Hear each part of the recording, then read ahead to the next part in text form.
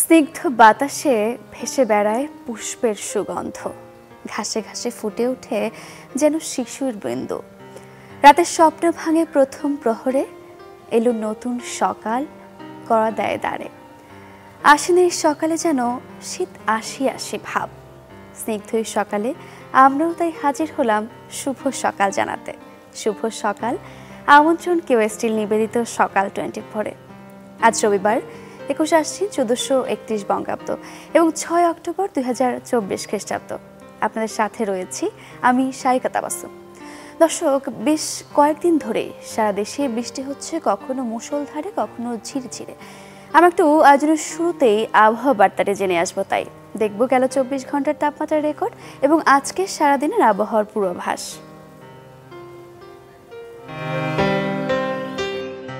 ঢাকায় গেল 24 ঘন্টায় সর্বোচ্চ তাপমাত্রা শনাক্ত হয়েছে 27.4 ডিগ্রি সেলসিয়াস, সর্বনিম্ন তাপমাত্রা ছিল 24.5 ডিগ্রি সেলসিয়াস। রাজশাহীতে সর্বোচ্চ তাপমাত্রা 34.2, সর্বনিম্ন 25.8। রংপুরে সর্বোচ্চ তাপমাত্রা 28.2, সর্বনিম্ন 23.8। ময়মনসিংহে সর্বোচ্চ তাপমাত্রা শনাক্ত হয়েছে 27.4 ডিগ্রি সেলসিয়াস, সর্বনিম্ন তাপমাত্রা ছিল 25.2 ডিগ্রি সেলসিয়াস। সিলেটে গেল 24 ঘন্টায় সর্বোচ্চ তাপমাত্রা শনাক্ত হয়েছে 27.6 ডিগ্রি সেলসিয়াস, সর্বনিম্ন তাপমাত্রা ছিল 24.3 ডিগ্রি সেলসিয়াস। চট্টগ্রামে সর্বোচ্চ তাপমাত্রা 33.2, সর্বনিম্ন 25.2। খুলনায় সর্বোচ্চ তাপমাত্রা 30.8, সর্বনিম্ন 25.2। বরিশালে সর্বোচ্চ তাপমাত্রা শনাক্ত হয়েছে 29.2 ডিগ্রি সেলসিয়াস, সর্বনিম্ন তাপমাত্রা ছিল 24.8 ডিগ্রি সেলসিয়াস। গেল 24 ঘন্টায় দেশের সর্বনিম্ন তাপমাত্রা শনাক্ত হয়েছে সৈয়দপুরে 23.5 ডিগ্রি সেলসিয়াস, সর্বোচ্চ তাপমাত্রা শনাক্ত হয়েছে রাজশাহীতে 34.2 ডিগ্রি সেলসিয়াস। আজ সব বিভাগের অধিকাংশ জায়গায় অস্থায়ীভাবে দমকা হাওয়াসহ হালকা থেকে মাঝারি ধরনের বৃষ্টি কিংবা বজ্রসহ বৃষ্টি হতে পারে। সেই সাথে দেশের কোথাও কোথাও মাঝারি ধরনের ভারী থেকে অতি ভারী বর্ষণও হতে পারে। আজ সারা দেশে দিন ও রাতের তাপমাত্রা সামান্য বৃদ্ধি পেতে পারে।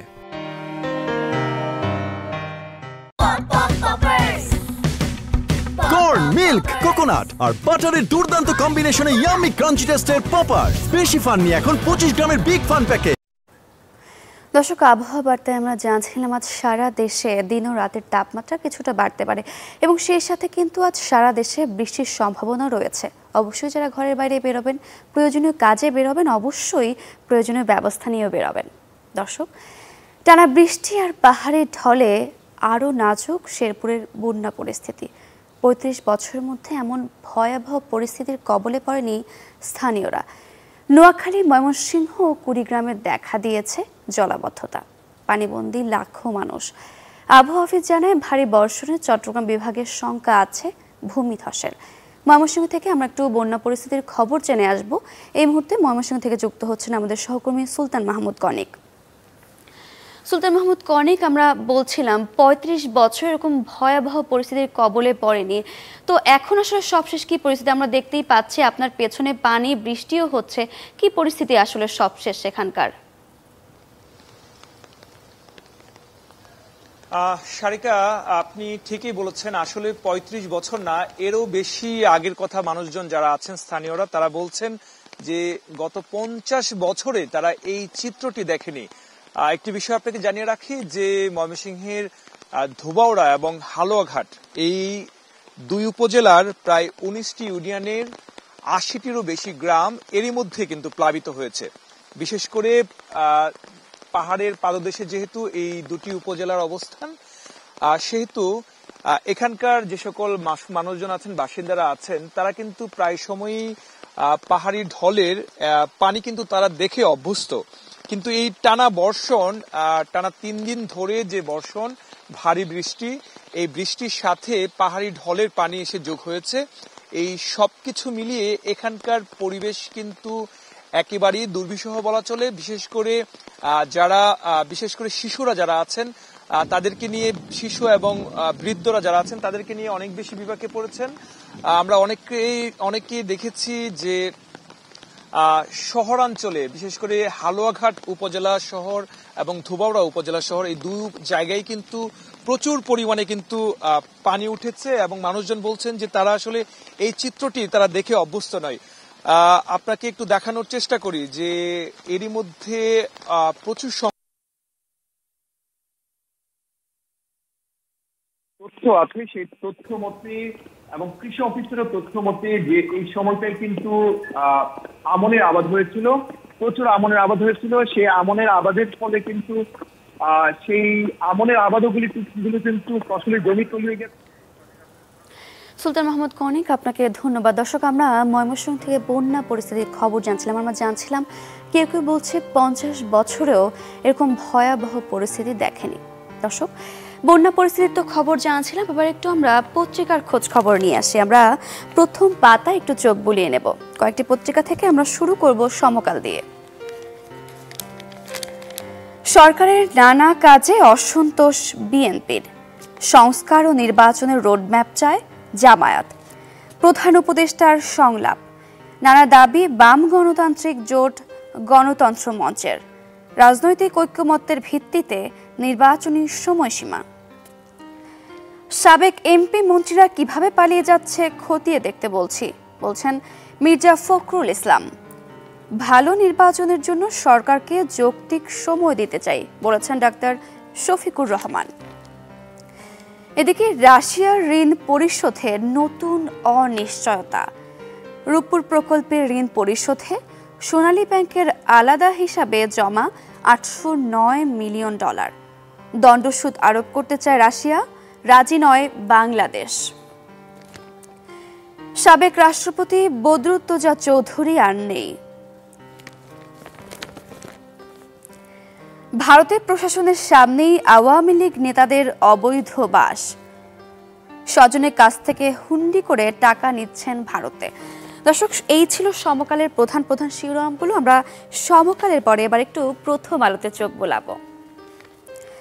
সংলাপে নির্বাচনী প্রাধান্য, আমরা সমকালেও পড়ছিলাম একই শিরোনাম। বিএনপিকে দিয়েই আলোচনা শুরু, দলটি দ্রুত নির্বাচনী রোডম্যাপ চেয়েছে। মুখোমুখি লড়াইয়ে ইসরায়েলি বাহিনী ও হিজবুল্লাহ, লেবাননে আগ্রাসন, লেবাননে হামলা আরও বিস্তৃত করেছে ইসরায়েল, বিমান হামলার পাশাপাশি স্থল অভিযান চালিয়ে যাচ্ছে ইসরায়েলি বাহিনী। লেবাননের দক্ষিণাঞ্চলে ইসরায়েলি সেনাদের সঙ্গে সম্মুখ লড়াই চলছে লেবাননের সশস্ত্র সংগঠন হিজবুল্লাহর যোদ্ধাদের। রহস্যময় ব্যাংক হিসেবে ভোটের আগে নগদ লেনদেন, সংসদ নির্বাচনের আগে এই হিসেব থেকে টাকা তুলেছেন ক্রিকেট থেকে চলচ্চিত্র তারকা, নবীন থেকে প্রবীণ প্রার্থীরাও। শেরপুরে বন্যায় গৃহহীন 35,000 মানুষ। দর্শক, আমরা ময়মনসিংহের বন্যা পরিস্থিতির খবর জানছিলাম। নালিতাবাড়িতে 2 ভাইসহ 4 মৃত্যু, নিখোঁজ 1। ঝিনাইগাতি ও হালুয়াঘাটে বিপুল সংখ্যক মানুষ পানিবন্দী। দর্শক, এই ছিল প্রথম আলোর প্রধান শিরোনামগুলো। প্রথম আলোর পরে আমরা চলে যাব কালের কণ্ঠে। দ্রুত রাষ্ট্র সংস্কার, ইসি গঠন ও নির্বাচনী রোডম্যাপের দাবি। আমরা 3টি পত্রিকাতেই একই শিরোনাম দেখছিলাম। শিল্পের নিরাপত্তা নিয়ে উদ্বেগ ব্যবসায়ীদের, ব্যবসা বাণিজ্য নিয়ে ডিসিসিআই এর সেমিনার। মতিঝিলের নিজস্ব কার্যালয়ে গতকাল Dhaka chamber of commerce and industry আয়োজিত সেমিনারে ব্যবসায়ী নেতারা, একটা ছবি এখানে রয়েছে। ব্যাংকগুলোতে ডাকাতি শুরু 2013 থেকে 14 সালের পর থেকে।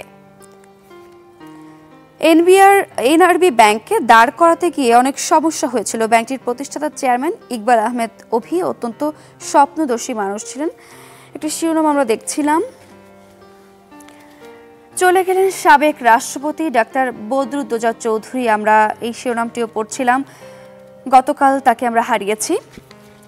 এরপরে আমরা দৈনিক ইত্তেফাকের শিরোনামগুলো দেখে নেব। হত্যা মামলায় সমন্বয়হীনতা, এক হত্যায় একাধিক মামলা, বাদী না চাইলেও বেড়ে যাচ্ছে মামলার আসামি। শেরপুরে পানির স্রোতে ভেসে গিয়ে 2 জনের মৃত্যু, নিখোঁজ 3। বন্যা পরিস্থিতি নিয়ে শিরোনাম করা হয়েছে। নির্বাচনের রোডম্যাপ চায় বিএনপি, জামায়াতের অগ্রাধিকার সংস্কারে। ডিবিতে থাকবে না ভাতের হোটেল, সেলিব্রিটিদের বিচরণস্থল হবে না ডিবি প্রধান, ঢাকা মহানগর গোয়েন্দা পুলিশের প্রধান অতিরিক্ত কমিশনার রেজাউল করিম মল্লিক বলেছেন, ডিবিতে থাকবে না আয়নাঘর, থাকবে না কোনো ভাতের হোটেল।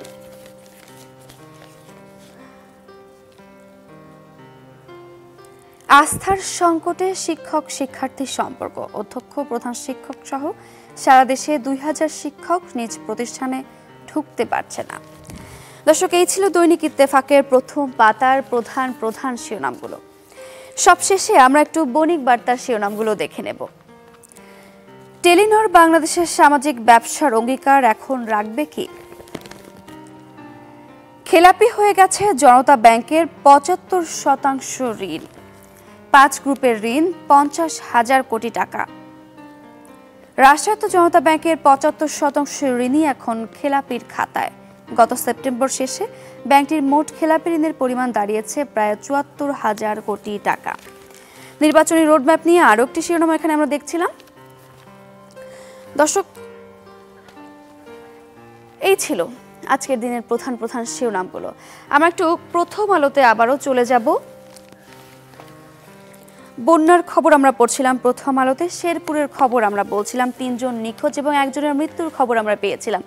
দর্শক, আমরা একটু সরেজমিনে বন্যা পরিস্থিতির খবর জেনে আসবো। আমরা চলে যাব শেরপুরে। শেরপুর থেকে যুক্ত হচ্ছেন সহকর্মী ইমরান হাসান রাব্বি। আমরা বলছিলাম শেরপুরে বন্যায় 3 জন এখন পর্যন্ত নিখোঁজ এবং 1 জনের মৃত্যুর খবর আমরা পেয়েছি। আসলে সবশেষ কি পরিস্থিতি, আর কি তথ্য রয়েছে আপনার কাছে?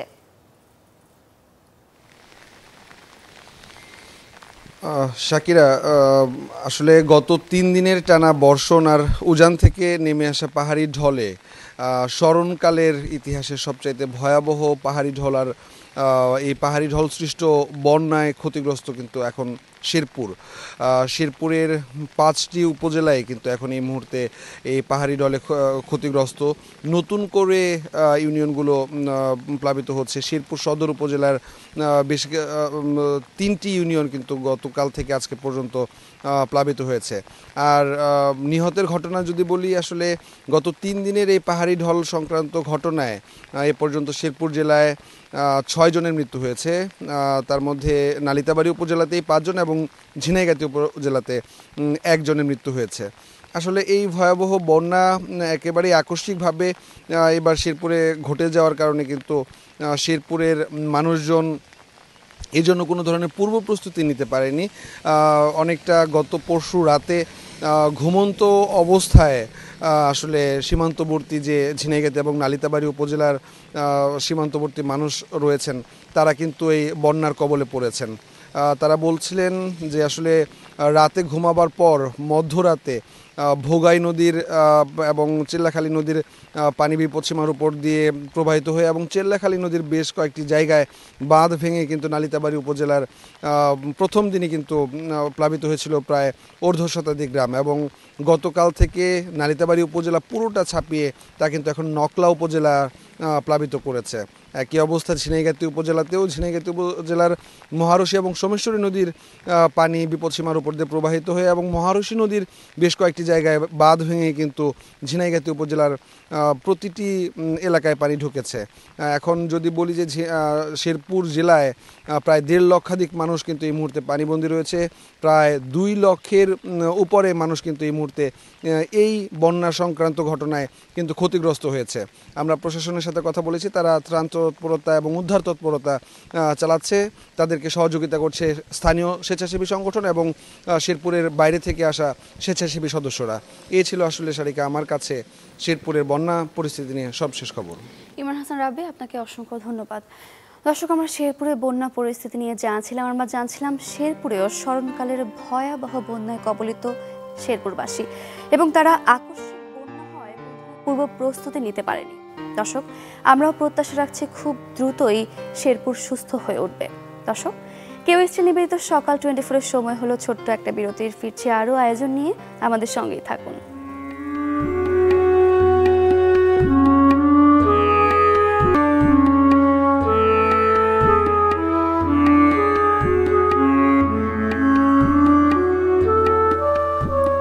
ফিরে এলাম বিরতির পর। আবারও আমন্ত্রণ কেওএসটি নিবেদিত সকাল 24-এ। দর্শক, এবার আয়োজনে আপনাদের একটু আমরা নিয়ে যাব রাজবাড়িতে। রাজবাড়ির ঢাকিপাড়ায় আপনাদের নিয়ে যাব। দর্শক, একদম দরজায় কড়া নাড়ছে শারদীয় দুর্গাপূজা। মণ্ডপে মণ্ডপে আয়োজনের ব্যস্ততা আর আড়ম্বরতা শুরু হয়ে গেছে। পূজা নিয়ে ঢাকি অর্থাৎ ঢাক শিল্পীদের ব্যস্ততা জানাতে আমরা একটু সুমন বিশ্বাসের সাথে যুক্ত হব। তিনি আমাদের সাথে রাজবাড়ি থেকে যুক্ত হচ্ছেন। সুমন বিশ্বাস, শুভ সকাল। প্রতিমা কারিগরদের ব্যস্ততা চলছে, সারা দেশে সাজসজ্জার ব্যস্ততাও চলছে, ঢাকিপাড়াতেও নিশ্চয়ই একই রকম। আমরা একটু জানতে চাই আপনার কাছ থেকে। সারিকা, শুভ সকাল। আমি এই মুহূর্তে রয়েছি রাজবাড়ীর পাংশা উপজেলার সরিষা ইউনিয়নের প্রেমটিয়া এই ঢাকিপাড়াতে। আমি এসে যেটি দেখছি যে সকাল থেকেই তারা কিন্তু ব্যস্ত ঢাক মেরামতের কাজে। পুরান যে ঢাকগুলো রয়েছে সেগুলো তারা নানাভাবে মেরামত করছে, এছাড়াও নতুন ঢাকও কিন্তু আমরা দেখছি তারা তৈরি করছে। এবং আমরা যেটি জেনেছি যে এরই মধ্যে এই ঢাকিপাড়া থেকে কিন্তু জেলার বিভিন্ন স্থান থেকে এসে অনেকেই ঢাক মেরামত করে নিয়ে চলে গেছেন, অনেকেই মেরামত করতে দিয়ে গেছেন। এই যে দুর্গাপূজায় ঢাক এবং ঢাকি কিন্তু মানে অবিচ্ছেদ্য বিষয়টা, এবং ঢাকের বাজনা কিন্তু পূজার সেই উৎসবের বিষয়টা কিন্তু সাড়া দেয়। তা সব মিলিয়ে আমরা যেটি দেখছি যে এখানে কিন্তু তারা নতুন যে ঢাকগুলো বিক্রি করছে 5 থেকে 6 হাজার টাকার মধ্যে, এবং যারা মেরামত করে নিচ্ছেন সেগুলো 2000 থেকে 3000 প্রকার ভেদে মেরামত করছেন। এবং আরো যেটি এখানে জানলাম যে এই পাড়া থেকে প্রায়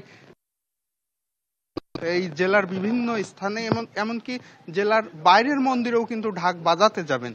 এবং আমরা যেটি তাদের কাছ থেকে জেনেছি, এই পূজার সময় এই ঢাকি পল্লীতে কিন্তু কোনো পুরুষ মানুষই বাড়িতে থাকে না, পরিবারের সাথে থাকতে পারে না। দশমীতে প্রতিমা বিসর্জনের পর কিন্তু তারা বাড়িতে ফেরে এবং তারপরে পরিবারের সাথে উৎসব করে। সেই হিসেবে একটি বিষয় আমরা দেখি যে সবাই যখন পরিবার নিয়ে পূজায় উৎসব আনন্দে মেতে ওঠে, তারা কিন্তু তখন পরিবারের সাথে থাকতে পারে না এবং তারা বিভিন্ন মন্দিরে এই অন্যের মনোরঞ্জন করে বা প্রতিমার সাথে মন্দিরগুলোতে থাকে। আরেকটি বিষয় যেটি জেনেছি, পূজা এলেই শুধু এই ব্যস্ততা বাড়ে, সারা বছর কিন্তু ঢাকিদের সেই কদর নেই বললেই চলে। ঢাকিরা যেটি বলছে যে অন্যান্য যে পূজাগুলো রয়েছে সেখানে চাহিদা তাদের খুবই কম, বলা যায় যে থাকেই না, এবং সারা বছর ঢাকিগুলো মূলত পড়েই থাকে। দুর্গাপূজা এলেই দেখা যায় যে তাদের একটু ব্যস্ততা বাড়ে এবং তখন এই পুরাতন ঢাকগুলো মেরামত এবং করে নতুন ঢাক তৈরি হয়। এবং রাজবাড়ী জেলাতে এবার 443টি মন্দিরে কিন্তু দুর্গাপূজা হচ্ছে। প্রত্যেক মন্দিরেই একাধিক ঢাকি থাকে, কোথাও একজন, এবং ঢাকের সাথে কাঁসা থাকে, মানে প্রত্যেকটি মন্দিরে 2 জন করে ঢাকি থাকে এবং তারা মন্দিরগুলোতে যায়। সবকিছু মিলিয়ে যেটি তারা বলছেন যে প্রযুক্তির উৎকর্ষতার সাথে এই ঢাকিদের চাহিদাও কিছু মন্দিরে কিন্তু কমেছে। তারা কৃত্রিম সাউন্ড সিস্টেম নিয়ে আসে, সেখানে কিন্তু এই যে ঢাকিদের চাহিদা কমেছে। তবে একটা সময় যখন ছিল যে পূজা মণ্ডপে অন্য কৃত্রিম বাদ্যযন্ত্র কিন্তু ছিল না, তখন শুধু এই ঢাকিদের ঢাকের শব্দই এবং কিন্তু মন্দিরগুলোতে উৎসবের জানান দিত। সবকিছু মিলিয়ে তারপরেও তারা যেটি বলছে যে তাদের এই পুরাতন পেশা তারা ঐতিহ্যের সাথে এখনো ধরে রেখেছে এবং এই ঢাক শিল্পকে টিকিয়ে রেখেছে। এবং আমরা যেটি দেখছি যে এখানে কিন্তু একদম শেষ সময়, অর্থাৎ ষষ্ঠী থেকেই তারা কিন্তু মন্দিরে মন্দিরে চলে যাবে এবং সেখানে গিয়ে এই যে সপ্তমী থেকে পূজা পুরোপুরি শুরু হয়ে যাবে এবং দশমী পর্যন্ত তারা কিন্তু পরিবারের সাথে আর থাকে না এবং মন্দিরে গিয়ে তারা মন্দিরগুলোতে থাকে। এবং শেষ সময়ের যে ব্যস্ততা তারা কিন্তু সেটি পার করছে, ঢাকের খুঁটিনাটি যে বিষয়গুলো আছে সেগুলোই কিন্তু তারা মেরামত করছে। সারিকা, এই ছিল মূলত। সুমন বিশ্বাস, আপনাকে অসংখ্য ধন্যবাদ। দর্শক, আমরা ঢাকিপাড়া থেকে জানছিলাম ঢাক শিল্পীদের ঢাক নির্মাণ এবং মেরামতের ব্যস্ততা নিয়ে। বলাই যায় শুরু হয়ে গেছে পূজার কর্মযজ্ঞ। দেবীর কাঠামো নির্মাণ শেষই বলা যায়, বাকি আছে সাজিয়ে তোলার তোড়জোড়। নির্ধারিত সময়ের আগে কাজ শেষ হওয়ার আশা কারিগরদের। জানান গেলবারের চেয়ে এবার কিন্তু ব্যস্ততা একটু কম। দর্শক, আরও জানাতে জিনিয়া কবির সূচনা, ক্যামেরা ছিলেন মুমিনুল হক আফান।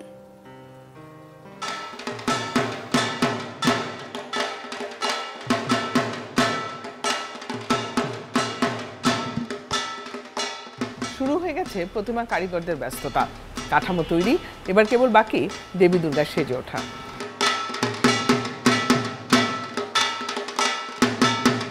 প্রায় অর্ধেক কাজ আমাদের শেষ, বাকি আছে এখন চুল লাগানো, শাড়ি পরানো, অলংকার লাগানো। এর মধ্যে আর যে কয়েকদিন আছে আশা করি ব্যস্ততার মধ্যেই আমরা সময় মতো প্রতিমাটা শেষ করতে পারব।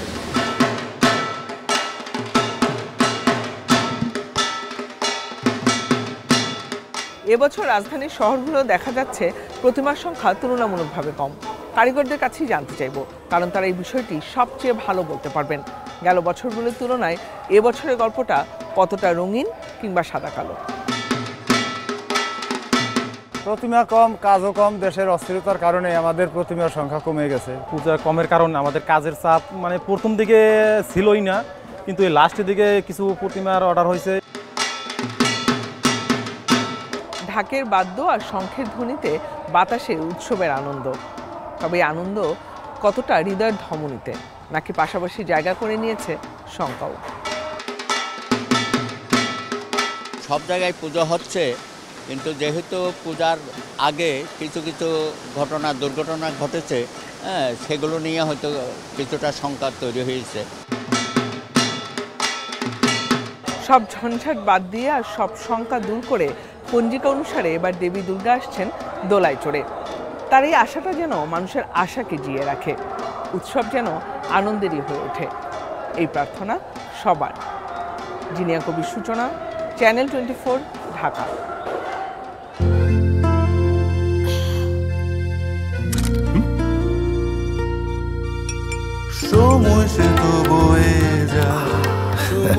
এভাবে সময় পাল্টে যায়, কিন্তু ডিপ্লোমা সেই একই স্বাদে, একই মানে যুগ যুগ ধরে রয়ে যায়।